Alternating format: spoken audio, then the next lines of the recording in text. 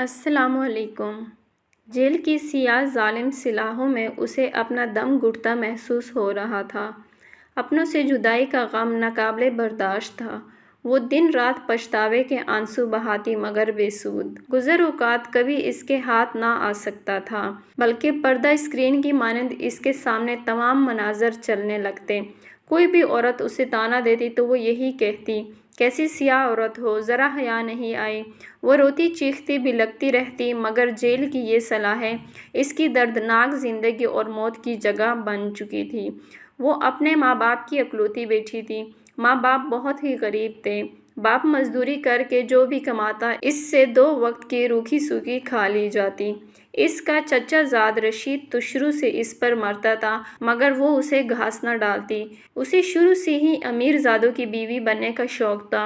روٹی کو تو وہ ترس چکی تھی۔ جوان ہوئی تو ارمان بھی جوبن پر آ گئے۔ گلی کے کئی لڑکے اس پر مرتے تھے۔ بے حد حسین تھی، اس لیے غرور بھی کرتی۔ جلد ہی اس نے ایک آدھ لڑکے سے بات کرنے کے بعد کھانے بھی منگوانا شروع کر دیے۔ وہ اپنی عزت کی حدود کو جانتی تھی، مگر اس کا مقصد صرف باہر کی دنیا گھومنا اور کھلا کھانا پینا تھا۔ باپ کو اس کی حالت کا علم ہوا تو اس نے زبردستی چچا زاد رشید سے نکاح پڑھوا دیا۔ اب وہ رشید کی بیوی بن کر اس کے گھر رہتی۔ رشید جو کہ سموسوں کی ریہڑی لگاتا تھا۔ شادی کے شروع میں تو وہ اچھا خاصا کھلاتا رہا، مگر آہستہ آہستہ وہی پرانے دن آنے شروع ہو گئے جب وہ بھوک سے بے حال ہوا کرتی تھی۔ رشید تو اسے بالکل ناپسند تھا۔ وہ اسے محبت سے دیکھتا بھی تو اسے خوب ڈانٹتی اور اپنی طرف دیکھنے سے بھی منع کر دیتی۔ رشید بھی اس کے حسن کا اسیر تھا اور اب تو اسے اولاد کی خواہش تھی، مگر نازیہ جانتی تھی جو اسے پیٹ بھر کر نہیں کھلا سکتا وہ اس کی اولاد کو کیا کھلائے گا۔ اسی لیے اس نے اولاد نہ پیدا کرنے کی ٹان لی۔ اب رشید بھی روز آگ بگولا ہوتا اور خوب مار پیٹ کرتا۔ وہ روز روز رشید کی مار پیٹ کھا کر تنگ آ چکی تھی۔ وہ کہیں دور ایک آزاد پنچھی کی طرح اڑنا چاہتی تھی۔ وہ اس ظلم سے نجات بھی حاصل نہ کر سکتی تھی، کیونکہ جانتی تھی وہ والدین کے گھر واپس بھی نہیں جا سکتی، کیونکہ وہاں فاقوں کے طوفان منڈلا رہے تھے۔ وہ خود سے تنگ آ گئی۔ کبھی کبھی دل کرتا خود کو ختم کر لے، لیکن پھر چاہ کر بھی کچھ نہ کر سکتی۔ رشید کا چھوٹا بھائی یعنی اس کا دیور بشیر، جو شہر کی فیکٹری میں کام کرتا تھا، اکثر ان کے گھر آتا اور شہر کی بڑی بڑی باتیں کرتا، تو نازیہ کا بھی دل چاہتا وہ بھی شہر جائے، اس کے پاس ڈھیروں پیسے ہو اور پھر وہ ملکہ بن کر راج کرے۔ وہ جانتی تھی رشید کے پاس بھی اپنا گھر ہے، سونا موجود ہے اور بہت ساری رقم جمع کر چکا ہے، مگر پھر بھی وہ ان سب تک رسائی حاصل نہ کر سکتی تھی۔ اس نے رشید کے چھوٹے بھائی کو ہی زلفوں کا اسیر بنانے کی کوشش کی۔ جلد ہی وہ اس کھیل میں کامیاب ہو گئی۔ رشید کی ریہڑی پر کام کرنے والا ملازم افضل بھی اس کے حسن کا دیوانہ تھا۔ وہ انہی اچھے برے حالاتوں میں زندگی گزار رہی تھی کہ اچانک غم کی ایسی آندھی چلی جو سب خوشیاں اپنے ساتھ بہا لے گئی۔ وہ روتی رہی، بلکتی رہی، زور زور سے چیختی رہی، مگر کوئی اس کی مدد کو نہ آیا۔ اس بھیانک رات میں نقاب پوش ڈاکوؤں نے زبردستی گھر میں گھس کر فائرنگ کی۔ فائر رشید کے سینے میں لگا اور وہ وہیں گر کر فنا ہو گیا۔ رات کے اس پہر میں جب سب آرام کی نیند سو رہے تھے، اس نے اپنی چیخوں سے سب کو جگا دیا۔ اس کی دردناک چیخوں سے ہر کوئی غم میں مبتلا ہوتا نظر آیا۔ گھر، زیور اور باقی پیسے سب اس کے نام ہو گئے۔ وہ سارا دن شوہر کی یاد میں روتی رہتی، پھر جلد ہی شہر چھوڑ کر کہیں دور جا بسی، شاید اپنے خوابوں کے شہر، جہاں اسے کوئی روک ٹوک نہ تھی، جہاں وہ اپنی مرضی سے زندگی گزار سکتی تھی، جہاں وہ اپنی مرضی سے اپنے محبوب کی سرگوشی میں جی سکتی تھی۔ لیکن کبھی کبھی چیخ اٹھتی۔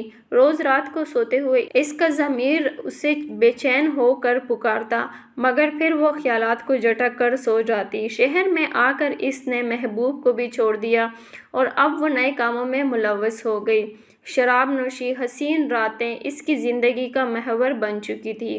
وہ ان کالے دندوں میں روز منہ کالا کرتی اور پھر تھک ہار کر سو جاتی، مگر معاشرے کے سامنے وہ ایسی شریف عورت تھی جس کا سہاگ ظالم دیور نے ہی اجاڑ دیا، جو بیچاری شوہر کے غم میں جگہ جگہ دھکے کھاتی رہی اور پھر بالآخر بڑے شہر جا کر رہائش اختیار کر لی، جہاں فیکٹری میں کام کر کے 2 وقت کی کھا لیتی، مگر حقیقت تو اس کے برعکس تھی۔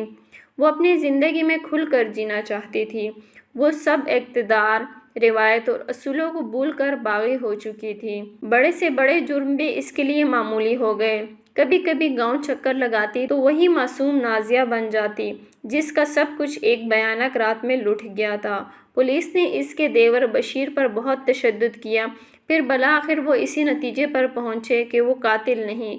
بس اسی دن کے بعد انہوں نے اپنی تفتیش شروع کر دی اور بالآخر وہ اصلی قاتل ان کی گرفت میں آ ہی گیا۔ عاریہ کپڑوں میں ملبوس مشہور کلب میں ناشتی گاتی نازیہ کو گرفتار کر لیا گیا۔ اسے اپنی گرفتاری پر شدید غم و غصہ تھا۔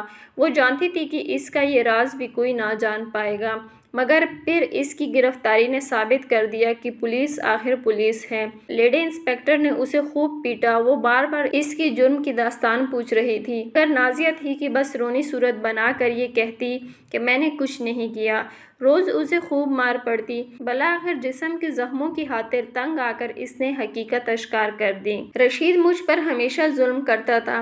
اچھا پیسہ ہونے کے باوجود اچھی روٹی نہ کھلاتا، روز مارتا، کبھی کہتا اولاد پیدا کرو۔ میں اس سے اکتا گئی تھی۔